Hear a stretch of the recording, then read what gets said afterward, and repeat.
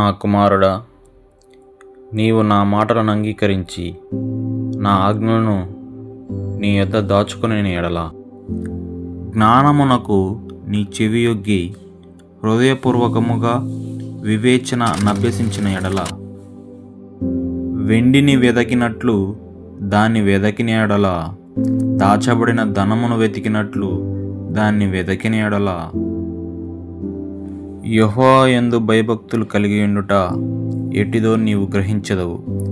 దేవుని గూర్చి విజ్ఞానము నీకు లభించును. యెహోవాయే జ్ఞానమిచ్చువాడు, తెలివియు వివేచనయు ఆయన నోట నుండి వచ్చును.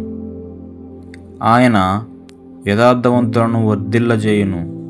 యుక్త మార్గము తప్పక నడుచుకుని వారికి ఆయన కేడెముగానున్నాడు. న్యాయము తప్పిపోకుండా ఆయన కనిపెట్టును. తన భక్తుల ప్రవర్తనను ఆయన కాచును.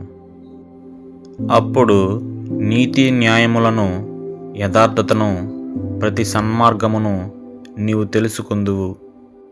జ్ఞానము నీ హృదయమున జొచ్చును. తెలివి నీకు మనోహరముగా నుండును. బుద్ధి నిన్ను కాపాడును. వివేచన నీకు కావలి కాయును. అది దుష్టుల మార్గము నుండి, మూర్ఖముగా మాటలాడు వారి చేతిలో నుండి నిన్ను రక్షించును.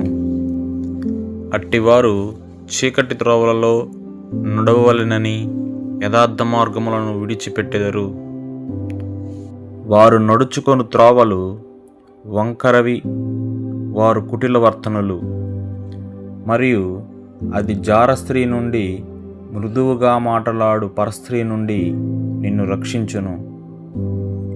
అట్టి స్త్రీ తన యవ్వన కాలపు ప్రియుని విడుచున్నది, తన దేవుని నిబంధనను మరుచున్నది. దాని ఇల్లు మృత్యునొద్దకు దారి తీయును. అది నడుచు త్రోవలు ప్రేతల యొద్దకు చేరును. దాని యొద్దకు పోవు వారిలో ఎవరనూ తిరిగి రారు. జీవ మార్గములు వారికి దక్కవు. నా మాటలు వినిన ఎడల నీవు సజ్జనుల మార్గమందు నడుచుకొందువు. నీతిమంతుల ప్రవర్తనలను అనుసరించదువు. యథార్థవంతులు దేశమందు నివసించుదురు. లోపము లేని వారు దానిలో నిలిచియుందురు. భక్తిహీనులు దేశములో నుండకుండా నిర్మూలమగుదురు. విశ్వాసఘాతకులు దానిలో నుండి పెరికివేయబడుదురు.